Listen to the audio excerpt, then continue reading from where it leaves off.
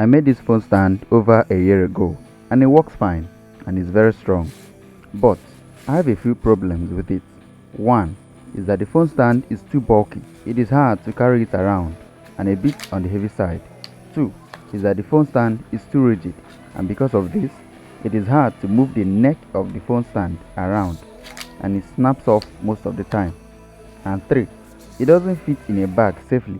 Let me explain.